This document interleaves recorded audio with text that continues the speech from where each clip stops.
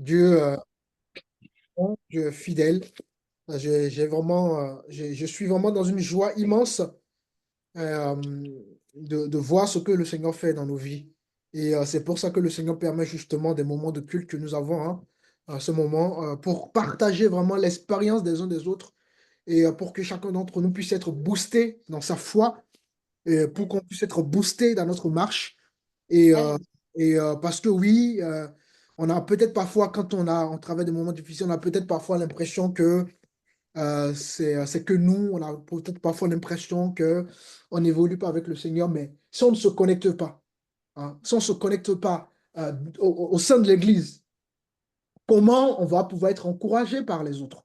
Comment on saura que le problème dans lequel, d'accord, qu'on est en train de traverser, quelqu'un l'a déjà traversé? On ne le peut pas.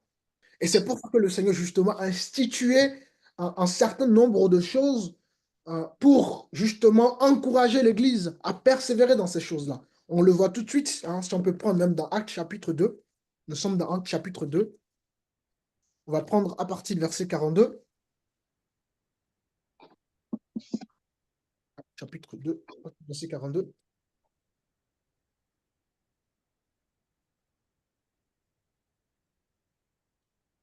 Loué au nom de Jésus-Christ. Oui.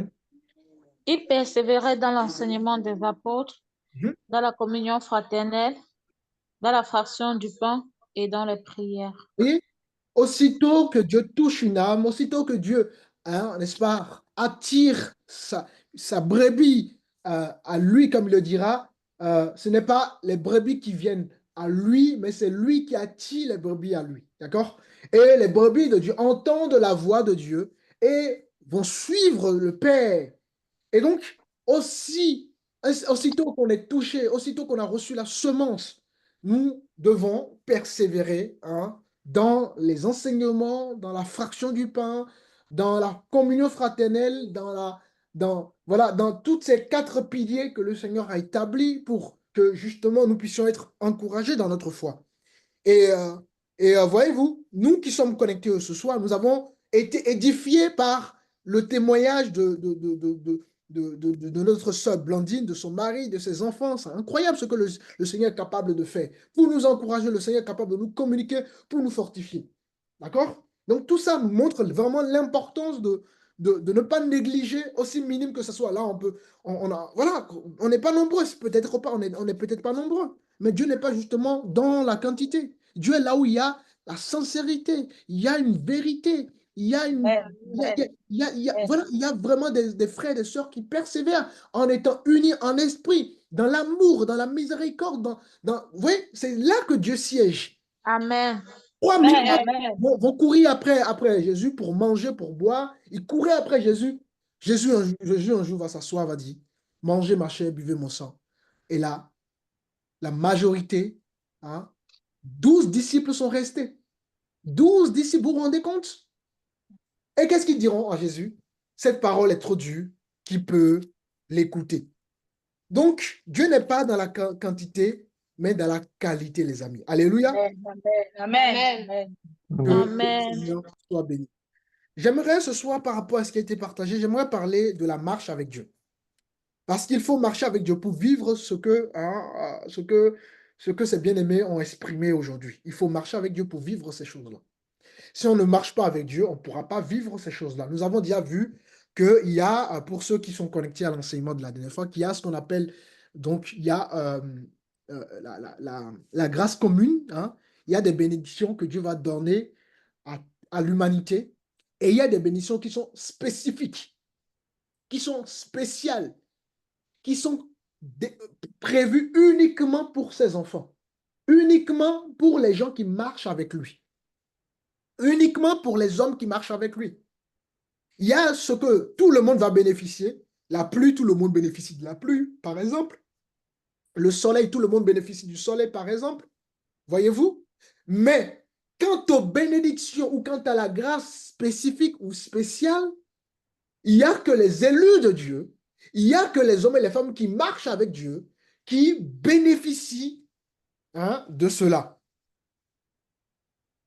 Et donc, voilà, j'aimerais qu'on puisse parler ce soir de la marche avec Dieu.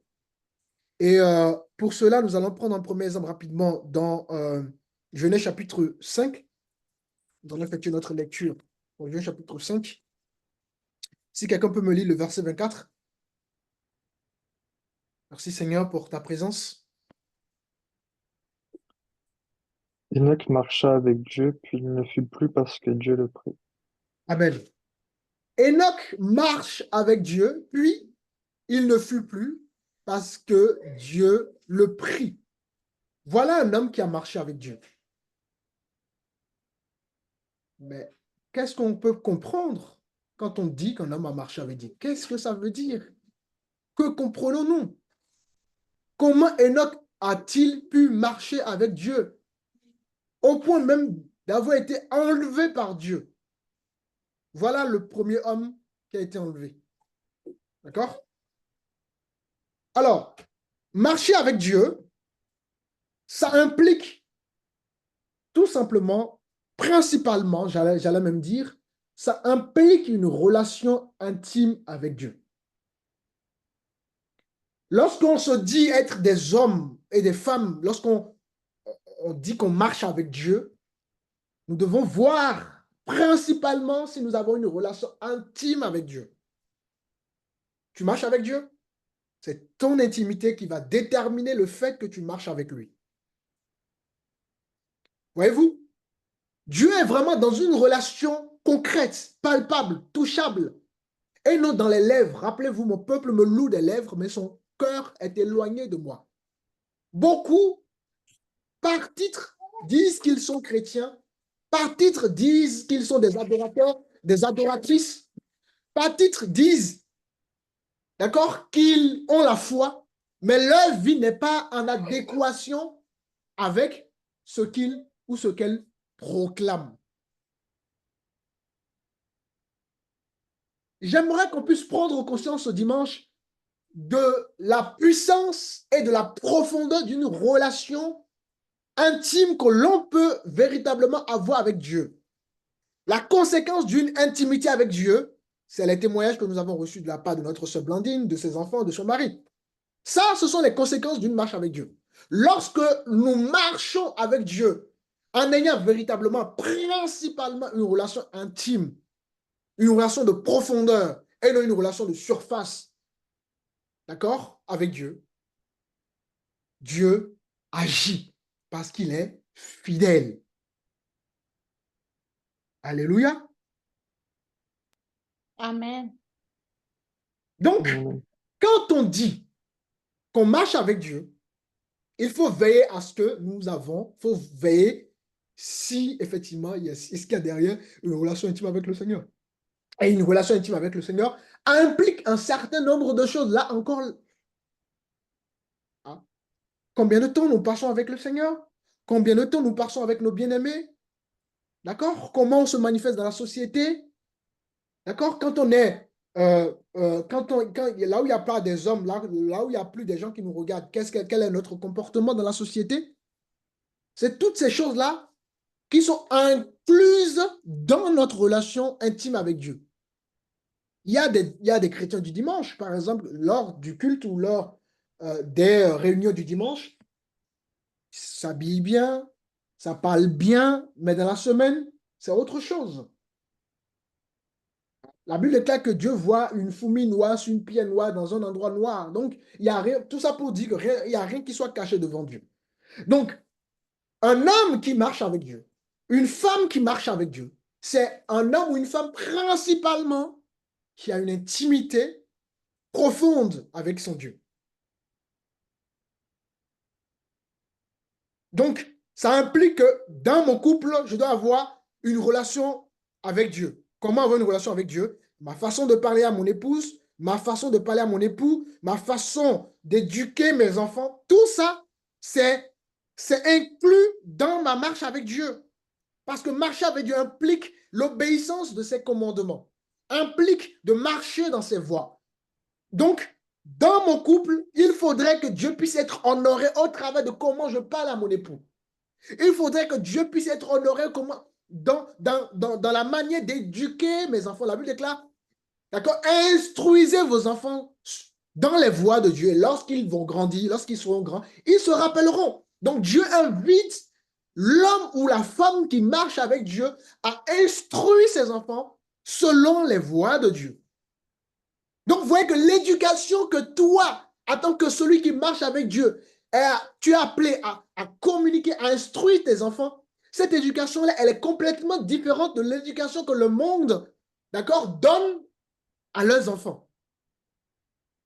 Donc, vous savez qu'à chaque fois, il y a comment dirais-je, il y a toujours une vie différente que Dieu nous appelle, nous, à pouvoir mener par rapport à la vie du monde.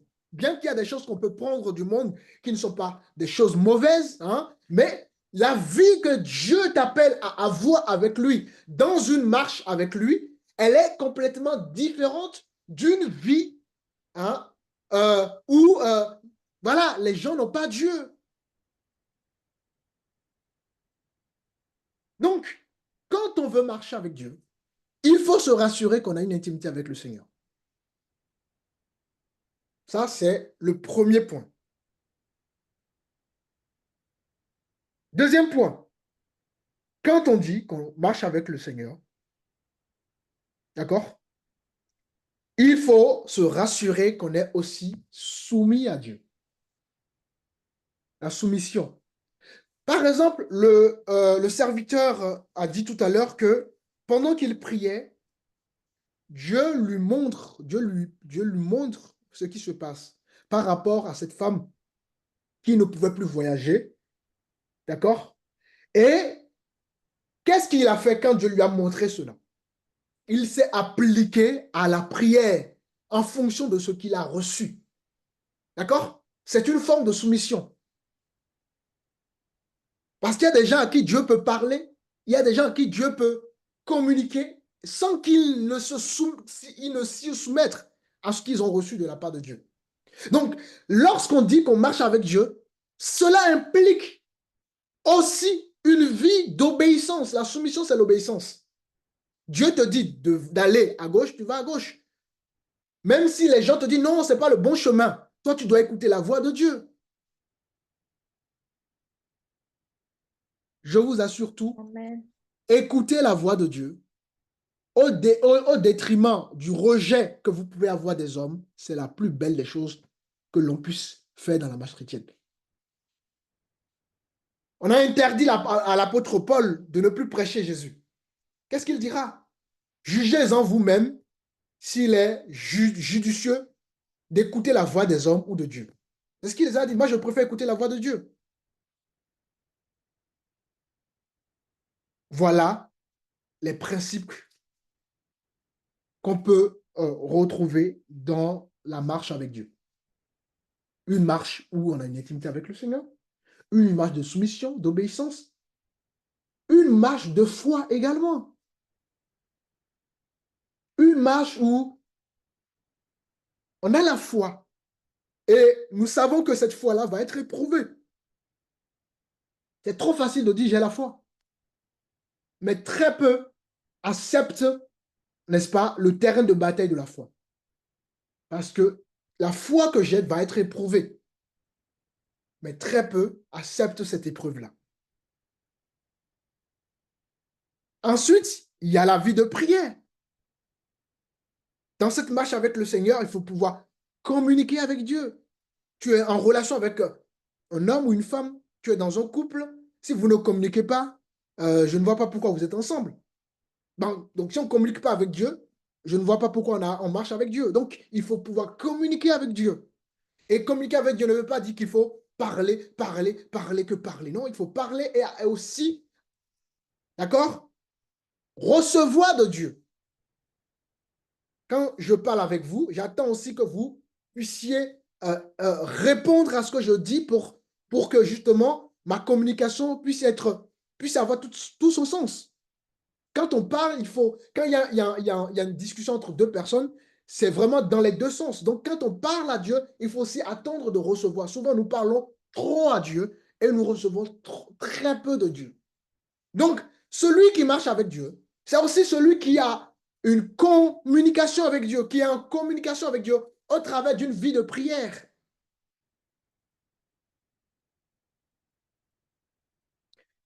Et donc, ce sont les principaux, comment dirais-je, les principes qui, euh, qui font partie d'un homme ou d'une femme qui marche avec Dieu. Et puis, il y a aussi la vie de la repentance aussi, qui est aussi important dans cette marche-là, où il faut aussi être capable, vous savez, quand on arrive au Seigneur, il y a la repentance, là, ce que moi j'appelle la grande repentance. Et ensuite, dans notre marche de tous les jours, il y a des micro-repentances, d'accord? Parce qu'on n'est pas parfait, parce qu'on est sur un chemin, on est en train d'évoluer, d'avancer avec le Seigneur. Parfois, on va agir euh, euh, un peu en opposition avec la parole. Et donc, parfois, ça va demander un pardon. Et parfois, on va se rendre compte que on a pris des mauvaises décisions qui n'étaient pas forcément conformes à la parole. Et forcément, on va être dans des micro-repentances. Donc, la vie chrétienne aujourd'hui, dans nos églises aujourd'hui, il n'y a plus cette repentance-là. Vous ne voyez plus les gens vivre ce qu'on appelle la repentance. Hein. Alors que la repentance, ça fait partie justement, d'accord, de la marche avec Dieu. Donc, ça, c'est pour définir en quelque sorte ce qu'est la marche. Donc, la marche avec Dieu, on comprend. La marche avec Dieu implique une intimité avec Dieu, implique une soumission, implique une obéissance, implique la foi, implique une vie de prière, implique une vie de repentance. On reprend encore Genèse chapitre 5, le verset 24, qui dit, Enoch marche avec Dieu, puis il ne fut plus. Donc, Enoch, c'était quelqu'un qui avait une intimité avec Dieu. Enoch, c'était quelqu'un qui se soumettait à Dieu. Enoch, c'était quelqu'un qui obéissait à Dieu. Enoch, c'était quelqu'un, n'est-ce pas, qui avait la foi. Enoch, c'était quelqu'un qui priait. Enoch, c'était quelqu'un qui manifestait de la repentance dans sa vie. Et Dieu pouvait être avec cet homme-là, au point d'avoir enlevé cet homme.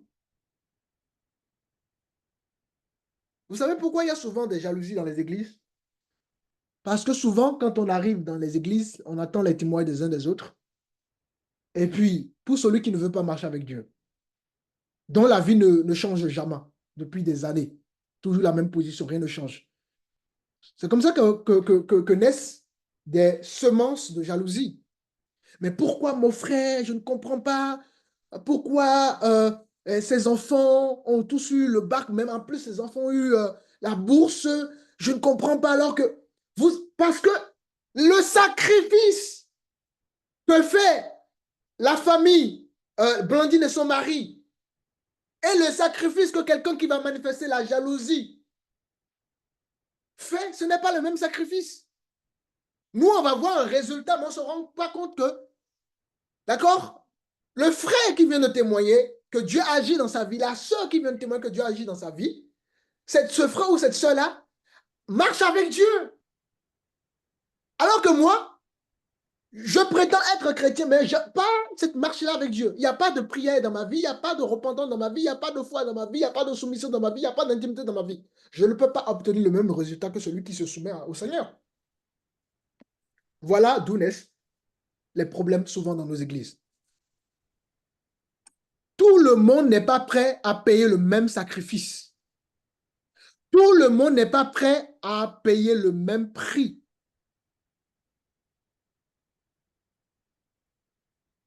Oui, les amis, il y a un prix à payer dans la marche chrétienne. Évidemment, le grand prix, le Seigneur l'a payé. Mais il y a un prix à payer, le prix du rejet, le prix de la solitude, le prix de l'incompréhension. Très peu sont OK pour payer ces prix-là. Quand tu marches avec Dieu, tu vas payer le prix du rejet. Il y aura des gens qui vont te rejeter.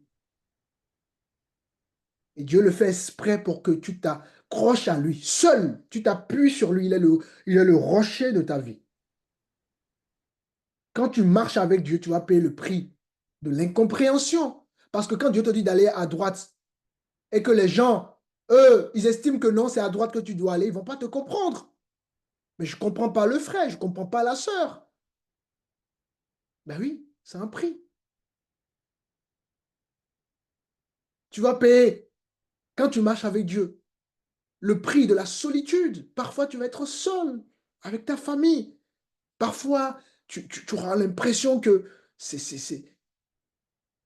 le désert, complètement le désert dans ta vie. Dieu t'amène dans la solitude parce qu'il t'amène quelque part. Mais très peu sont prêts à payer ce prix-là. Donc, vous voyez que marcher avec Dieu implique un certain nombre de choses.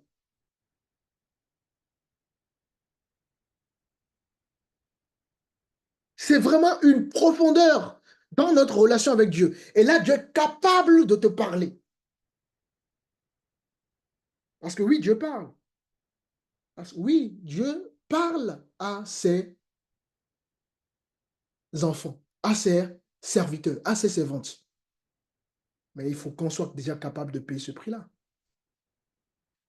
J'aimerais qu'on aille dans Michée rapidement. Michée 6. On va lire le verset 8.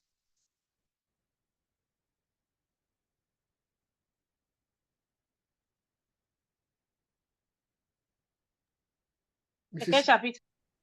Michée 6, le verset 8.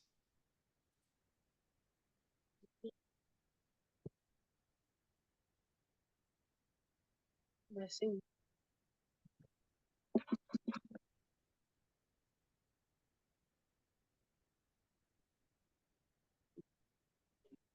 Michée 6, verset 8. Je lis la parole de l'Éternel. Amen. On t'a fait connaître, ô homme, ce qui est bien.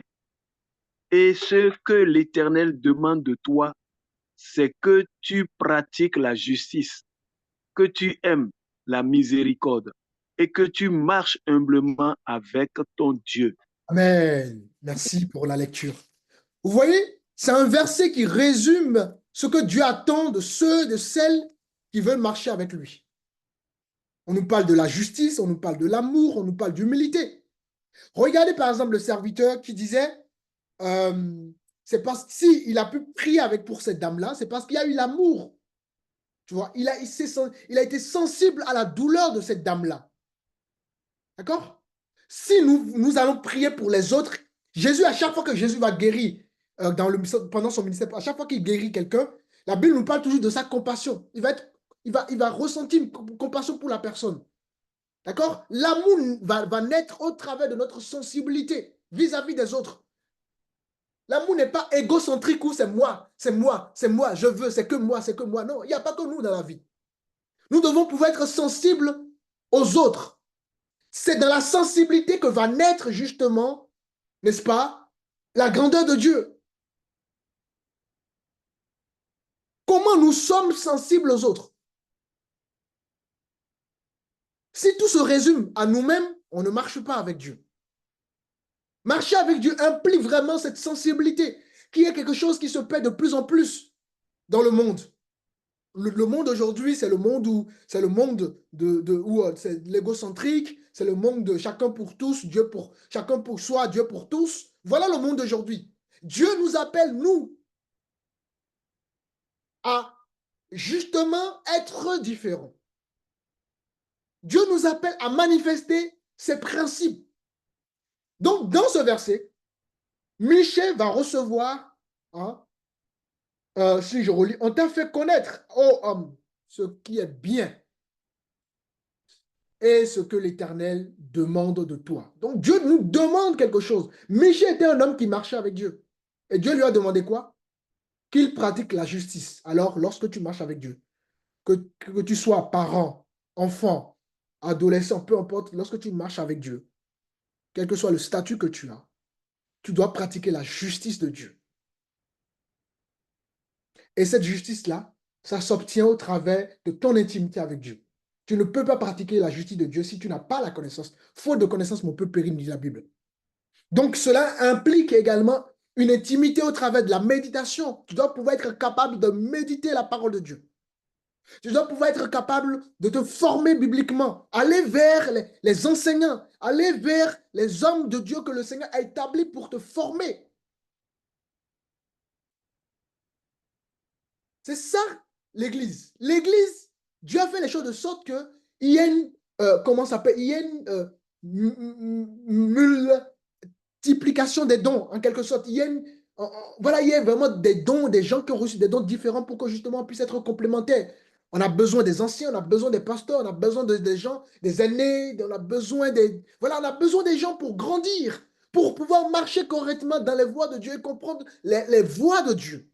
Alors, Dieu demande à Michée, qui était un homme qui a marché avec lui, de pratiquer la justice, de pouvoir aussi aimer la miséricorde, qui nous parle de l'amour, hein, tout simplement. D'accord? Vous savez que l'amour du monde est différent de l'amour de Dieu. L'amour du monde, on va t'aimer parce que tu es beau, parce que tu es belle, parce que tu as l'argent, parce que tu parles bien, parce que je ne sais pas ceci. Oh, l'amour de Dieu est inconditionnel.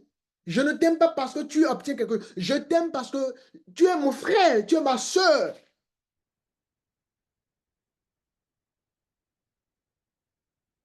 Et Dieu appelle l'homme et la femme qui marchent avec lui à manifester cet amour. Nous sommes dans un monde de bling-bling aujourd'hui où voilà, on a des amis en fonction de leur centre d'intérêt. Ce n'est pas ça la vie. Que mon frère marche à pied, qu'il ait une voiture, qu'il ait un jet privé, excusez-moi le terme, mais je m'en fous. L'essentiel, c'est d'aimer ce dernier. C'est ce que Dieu m'appelle à faire, de l'aimer et non d'aimer ce qu'il est par rapport à sa richesse.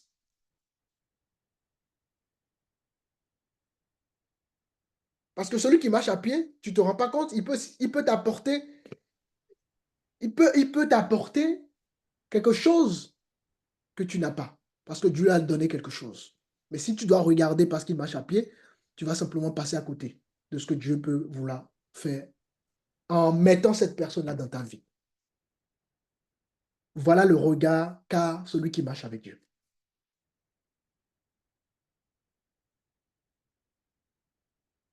Dieu l'appelle également à marcher dans l'humilité.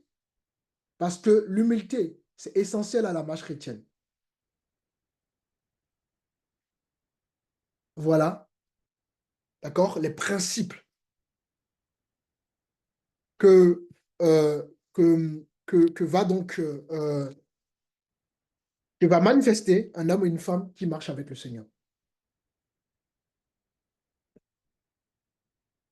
Donc, dans les principes, je parlais de la foi, par exemple, et j'aimerais qu'on puisse prendre Genèse 12, on va prendre le verset 1.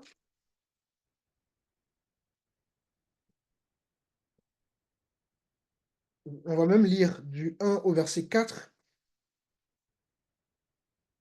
L'Éternel dit à Abraham, va dans ton pays de ta patrie Mhm. et de la maison de ton père dans le pays que je te montrerai. Mhm. Je ferai de toi une grande nation, je te bénirai, je rendrai ton nom grand, et tu seras une source de bénédiction. Je bénirai ceux qui te béniront, et je maudirai ceux qui te maudiront, et toutes les familles de la terre seront bénies en toi. Abraham partit comme l'Éternel le lui avait dit, et Lot partit avec lui. Amen, arrête-toi là. Voilà aussi un homme qui a marché avec Dieu. Regardez ce qui s'est passé par rapport à sa foi. Dieu lui dit de quitter tout ce qu'il a, dans tout ce qu'il a grandi, son milieu, son quartier, sa ville, sa famille. Dieu lui dit de quitter tout ça.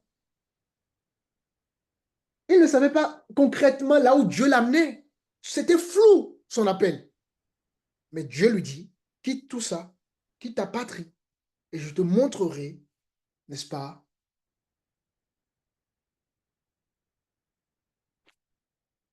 Je te montrerai, euh, voilà, là où ma direction.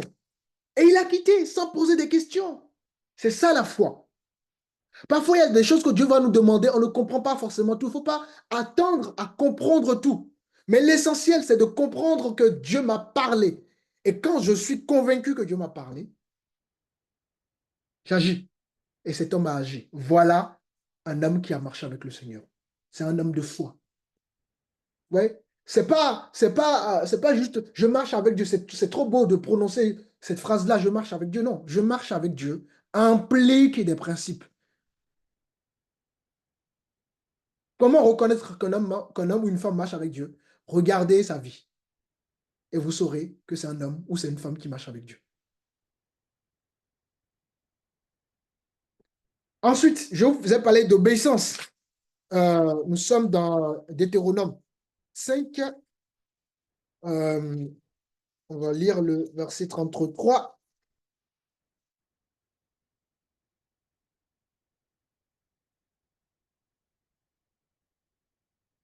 Deutéronome chapitre 5, le verset 33.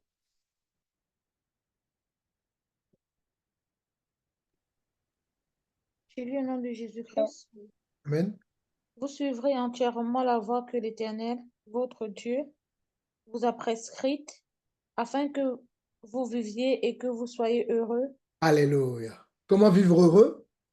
On vit heureux lorsqu'on marche entièrement dans les voies de l'Éternel. Voilà des hommes et des femmes qui peuvent avoir des impacts dans la société. Des hommes qui sont capables d'écouter Dieu. Même s'il y a une grande foule, des gens qu'ils aiment bien et qui leur disent non, fais pas ceci. Mais on est prêt à accepter le rejet et la solitude pour marcher dans les voies de Dieu. On est heureux. Nous sommes dans un temps où il faut marcher avec Dieu, les amis. Partout qu'on soit, que je sois un enfant qui fréquente l'école, l'université, mes amis ne doivent pas m'entraîner dans d'autres choses que les voies de Dieu. C'est au contraire à moi d'entraîner mes amis vers la lumière. Petit ou grand, selon mon niveau, je dois pouvoir toujours marcher dans les voies de Dieu. Parce que les voies de Dieu sont bénéfiques pour ma santé. Ensuite, je vous ai parlé de repentance. On va prendre 1 Jean chapitre 1. On va prendre le verset 9.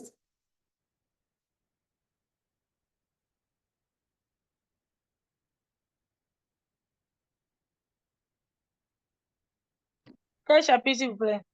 1 Jean chapitre 1, le verset 9.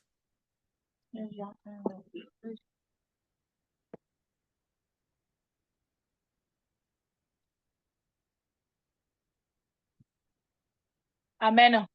Amen. Celui qui dit, si nous confessons nos péchés, il est fidèle et juste pour nous les pardonner et pour nous purifier de toute iniquité. Voilà, vous voyez? La repentance est important parce que ça élimine justement les pensées de condamnation. Le diable est là pour nous condamner. Tu sais, tu as fait ceci, tu sais, tu as fait cela, tu sais, tu as fait ceci. Mais lorsque toi, tu vas prendre la voie, tu vas emprunter la voie de la repentance, tu sais que le Seigneur t'a pardonné et il est juste et fidèle pour nous les pardonner, tu passes à autre chose. Mais si tu n'empruntes pas cette voie-là, tu vas toujours, tout le temps. Il y a 10 ans que tu as menti, il y a 10 ans que tu ne sais pas, tu as fait quelque chose. Tu continues toujours de te culpabiliser. C'est le but de l'ennemi. C'est pour ça qu'il y a des micro-repentances qui sont là pour justement nous permettre de pouvoir avancer avec Dieu. Jean 10 dira, l'ennemi, d'accord, Satan est là pour dérober, voler tout ce qu'on a reçu de la part de Dieu. Pour égorger. Ça nous parle de, Satan peut tuer ta grâce. Satan peut tuer ta marche avec le Seigneur en te condamnant dans tes pensées. Mais si toi, tu n'es pas éclairé vis-à-vis de la parole, que tu n'as pas vraiment une foi assise dans la parole, comment saurais-tu si Dieu t'a pardonné ou pas?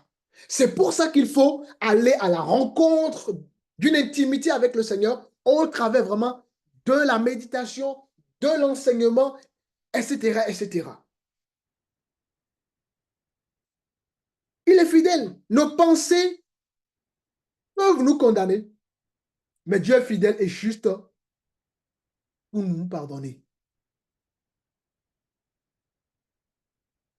Donc, la repentance permet de purifier ta marche avec le Seigneur, d'avancer avec le Seigneur. C'est pour ça que si vous remarquez bien, quand si quelqu'un veut te faire du mal et qu'il n'arrive pas à trouver quelque chose, il va rentrer dans ton passé. Chercher des choses, je ne sais pas, tu as peut-être fait quelque chose dans le passé. La personne ira chercher des choses dans le passé pour te vilipender, pour salir ton image. Or, Dieu t'a déjà sorti de ce niveau-là. Et lui, il ne sait pas. Dieu t'a sorti déjà de ce niveau-là depuis des années. Mais si tu sais que tu es passé par la repentance, que les gens cherchent ton passé, tu vouloir te salir, vouloir dire des choses sur toi. Mais toi, tu sais que tu as une autre nature avec le Seigneur. Et ça te permet d'avancer avec le Seigneur. Beaucoup de chrétiens aujourd'hui ont reculé. Pourquoi? Parce qu'ils ne comprennent pas ces choses-là. C'est pour ça que la repentance dans la marche chrétienne, c'est quelque chose d'essentiel. Ça permet que demain, si des gens veulent chercher la petite bête dans ta vie, eh ben toi, tu seras clean devant le Seigneur. D'accord? Et tu vas pouvoir surtout avancer avec Dieu. Alors, il faut qu'on puisse prendre conscience de ces choses dans notre vie. Ensuite, je vous ai parlé de la prière. Il y a tellement de versets sur la prière, mais j'aimerais prendre simplement un verset. On va prendre Marc. Marc chapitre 1. On peut lire le verset 35, par exemple. Marc 1, verset 35. Dès le matin, pendant qu'il faisait encore très sombre, il se leva et sortit pour aller dans un lieu désert où il pria. Simon et ceux qui étaient avec lui se mirent à sa recherche. Et quand il l'eut trouvé, il lui dit, tous te cherchent. Il leur répondit, allons ailleurs dans les bourgades voisines afin que j'y prêche aussi, car c'est pour cela que je suis sorti. Amen. Même le Maître Jésus qui est Dieu priait. Alors, à plus forte raison, nous les hommes. Vous voyez? La prière de l'important. La prière, tu peux prier au marché. Tu peux prier dans une voiture. Tu peux prier à l'hôpital. Tu peux prier partout où tu es. Que c'est plus comme avant, il faut absolument aller dans un lieu. Aujourd'hui, ça a changé. L'église n'est plus un bâtiment. Tu peux prier partout. Dieu écoute tes prières. Dieu écoute nos prières, quel que soit euh, voilà, les lieux qu'on va fréquenter, les endroits qu'on va fréquenter. Il suffit simplement, n'est-ce pas, de faire appel à ce merveilleux Dieu et il nous écoute. Donc, partout où nous sommes, partout où nous allons, nous sommes capables de nous connecter avec Dieu. Et ça, c'est important de comprendre ça. Il y a le Noé. Regardons le cas de Noé, l'un des hommes qui a aussi marché avec Dieu. Noé, nous sommes dans Genèse chapitre 6.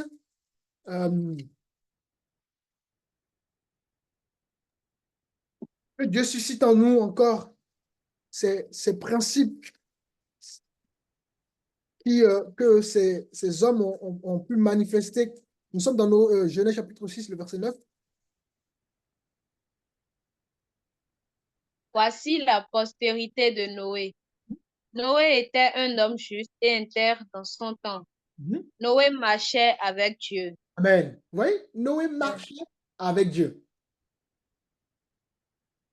Pourquoi? Regardez, on a juste la réponse un peu plus haut.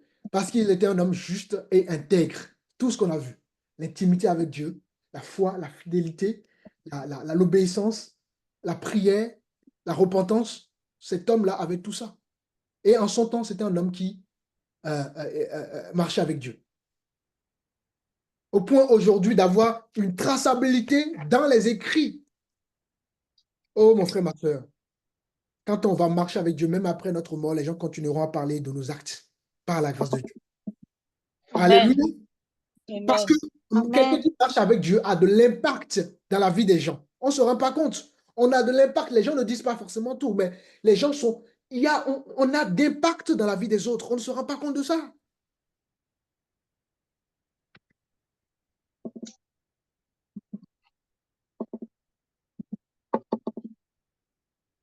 Nous prenons le cas de Moïse également. Encore un autre exemple. Je suis en train de survolter un peu. Nous sommes dans Exode. Hein. Exode.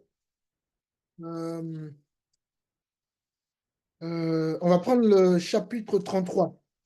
On va lire le verset 11.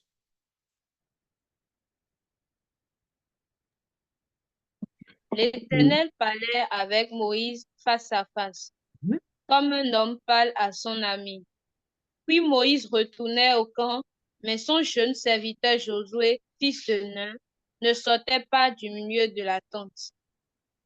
Bon, tu peux t'arrêter. Vous voyez, Moïse faisait quoi? Moïse parlait face à face avec Dieu. Vous pensez pourquoi Moïse parlait avec Dieu? Parce qu'il marchait avec Dieu.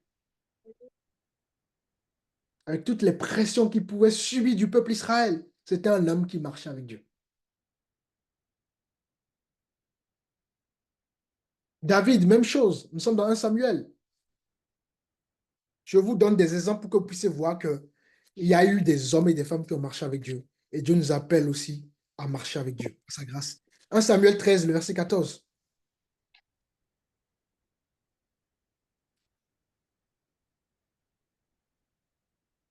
Je lis au nom de Jésus. Amen. Et maintenant, ton règne ne durera point. L'Éternel s'est choisi un homme selon son cœur, et l'Éternel l'a destiné à être le chef de son peuple. Parce Wow. que, Oui, parce que continue. tu n'as pas observé ce que l'Éternel t'avait commandé. Amen. Amen. Voilà, comment ça, Saoul qui va être rejeté et le choix va être porté sur David. David, pourtant, David n'était pas parfait dans sa marche et pourtant c'était l'homme selon le cœur de Dieu. Parce que David était sincère dans sa vie. C'était un homme sincère. Pas un homme hypocrite. Pas un homme qui avait une duplicité de vie. Il était sincère dans sa vie. Et Dieu a fait le choix de David. Dans Psaume 23, vous voyez que David a vraiment exprimé sa marche avec Dieu. Tout le chapitre, si vous lisez tout le chapitre de Psaume 23. Donc voilà, quelques hommes, pour ne citer que, il y en a beaucoup, et d'autres femmes, qui ont marché avec Dieu. Donc, marcher avec Dieu implique de vivre selon les principes de Dieu. 2 Timothée le dit, 2 Timothée, on ne va pas forcément le prendre, dit que toute l'écriture a été inspirée de Dieu. D'accord? Et l'écriture est utile pour faire quoi? Pour nous enseigner, pour nous convaincre, pour nous corriger, pour nous instruire dans la justice. Donc, vous voyez que la parole de Dieu est là pour vraiment nous faire manifester les principes de Dieu pour que nous puissions demeurer fidèles dans la marche avec lui. Et les gens qui marchent avec lui, Dieu ne les abandonne jamais. Donc, voilà ce que je voulais simplement partager avec vous. J'aimerais qu'on puisse garder à l'esprit, n'oublions pas que nous sommes des hommes et des femmes qui sont appelés à marcher avec le Seigneur, à marcher dans ses voies. Et, et, euh, ainsi, donc, nous allons pouvoir voir la manifestation de Dieu dans notre vie. Et on a déjà vu dimanche dernier que nous ne sommes pas n'importe qui. Aujourd'hui, nous voyons l'important de marcher avec Dieu. Marcher avec Dieu, ça implique un certain nombre de choses. Évidemment, tout ça, c'est le Seigneur qui nous pousse à pouvoir marcher dans ses principes, bien évidemment. Il faut laisser la place au Saint-Esprit d'agir dans notre vie. Mais donc, marcher avec Dieu, ça implique vraiment une intimité avec le Seigneur. D'accord? Ce n'est pas une vie où on se connaît une fois par semaine, une fois tous les mois, une fois tous les ans avec Dieu. Non. C'est vraiment une vie de tous les jours dans notre vie, dans nos foyers, comment on fait les choses, comment on fonctionne, comment on agit, dans les choses simples, d'accord, de la vie. Dieu nous attend au carrefour des choses simples de la vie. D'accord? En tant qu'enfant, Dieu appelle l'enfant à obéir à ses parents. C'est important. Et quand tu obéis à tes parents, tu es en train de marcher avec Dieu. Vous voyez? Dieu appelle les parents à instruire les enfants selon la voie de Dieu. On est en train, n'est-ce pas, de marcher dans la voie de Dieu. Au travail, Dieu nous appelle à pouvoir être des hommes en qui les gens peuvent venir chercher comment dire, des conseils. Hein. Parce que il y a quelque chose en nous. Hein. La Bible déclare que celui qui est en nous est plus fort que celui qui est dans le monde. Donc, naturellement, tout ce que je dois dégager est surnaturel. Donc, les gens vont me trouver exceptionnel dans ma façon de parler. Les gens vont trouver que j'ai quelque chose de particulier. C'est ça, un homme et une femme qui marchent avec Dieu. C'est pour ça, n'ayez pas peur. Si vous ressentez des choses avec conviction, agissez. Ne calculez pas. Parce que si vous voulez calculer, vous n'allez pas laisser Dieu agir. Il ne faut pas calculer. Agissez comme des hommes et des femmes envoyés de Dieu. Dieu nous a envoyés pour qu'on soit la lumière de ce monde, afin que, n'est-ce pas, son nom soit connu au travers de notre vie, de comment on parle, de comment on agit, de comment on fonctionne. Voilà ce que Dieu attend de nous. Parce que nous sommes ces envoyés, des hommes et des femmes qui sont appelés à marcher avec Dieu. Comme ces hommes, Noé a marché avec Dieu, Jacob a marché avec Dieu, comment ça s'appelle? Moïse a marché avec Dieu, Abraham a marché avec Dieu, Enoch a marché avec Dieu, Job a marché avec Dieu, Esther a marché avec Dieu. Hein? Donc, il y a eu des hommes et des femmes qui ont marché avec Dieu. et qui ont eu la main, la gloire de Dieu dans leur vie parce qu'ils ont manifesté une vie sincère, une vie pieuse.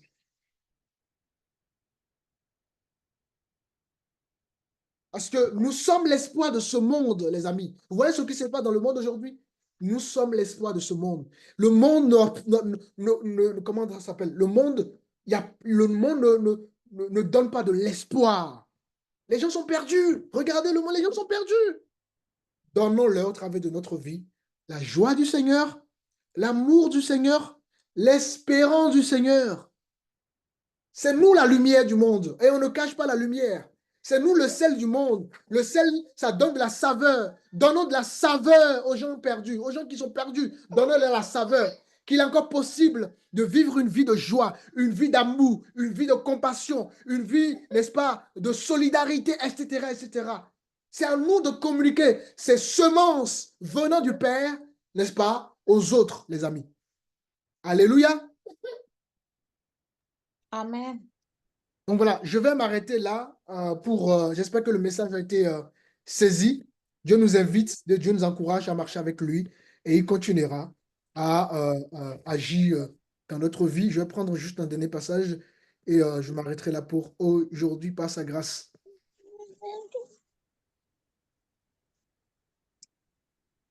On va prendre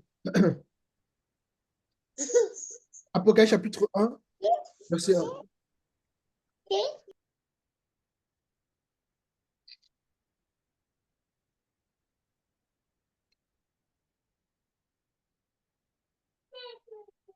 Révélation de Jésus-Christ que Dieu lui a donnée pour montrer à ses serviteurs les choses qui doivent arriver bientôt. Et Amen. qu'il a... Arrête-toi là, c'est bon. Qu'est-ce que Dieu veut faire? Dieu veut montrer des choses qui vont arriver à qui? À vous et moi, les amis. Oui, à ses serviteurs. Dieu veut nous montrer des choses, mes amis. Le monde est perdu, mais Dieu nous montre, nous, à des choses. Mais pour recevoir les choses de la part du Seigneur, mais il faut bien évidemment avoir une intimité avec Dieu. Alors, soyons encouragés. C'est une grâce de dire, Seigneur, qui nous sommes pour que tu nous montres des choses, pour que tu nous parles, pour que tu nous utilises. Oh Seigneur, c'est une grâce. Merci pour ta grâce. C'est une grâce, bien-aimée. Et quand on saisit cette grâce-là, on a une relation profonde avec le roi des rois. Alléluia. Je vais m'arrêter là. Amen. Il y a des commentaires. Amen.